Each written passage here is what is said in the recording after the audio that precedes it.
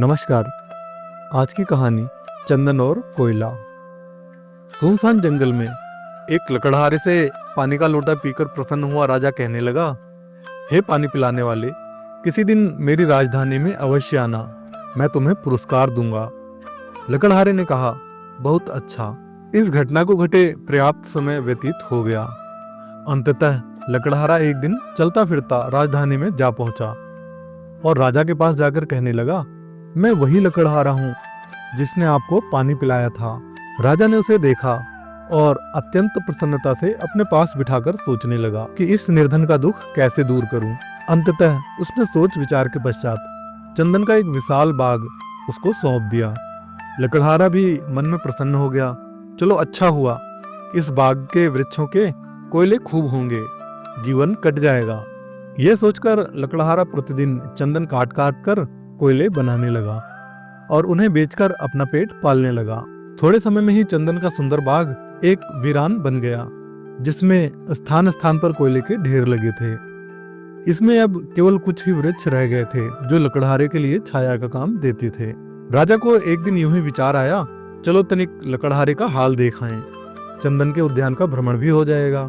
ये सोचकर राजा चंदन के उद्यान की ओर जा निकला। उसने दूर से उद्यान से धुआं उठते देखा। निकट आने पर ज्ञात हुआ कि चंदन जल रहा है और लकड़हारा पास खड़ा है।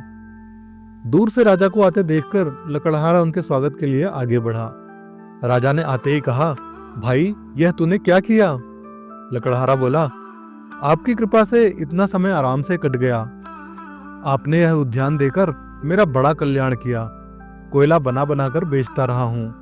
अब तो कुछ ही वृक्ष रह गए हैं। यदि कोई और उद्यान मिल जाए तो शेष जीवन भी व्यतीत हो जाए। राजा मुस्कुराया और कहा, अच्छा, मैं यहाँ खड़ा होता हूँ, तुम कोयला नहीं प्रत्युत इस लकड़ी को लेकर जाकर बाजार में बेच आओ। लकड़हारे ने 2 गज लगभग 1.25 मीटर की लकड़ी उठाई और बाजार में ले गया। लोग चंदन देखकर दौड़े और अंततः उसे 300 रुपए मिले, जो कोयले से कई गुना ज्यादा थे। लकड़हारा मूल्य लेकर रोता हुआ राजा के पास आया और जोर जोर से रोता हुआ अपनी भाग्यहीनता स्वीकार करने लगा। इस कथा में चंदन का बाग मनुष्य का शरीर और हमारा एक एक श्वास चंदन के वृक्ष हैं, पर अज्ञानतावश हम इन चंदन को कोयले में बदल रहे हैं।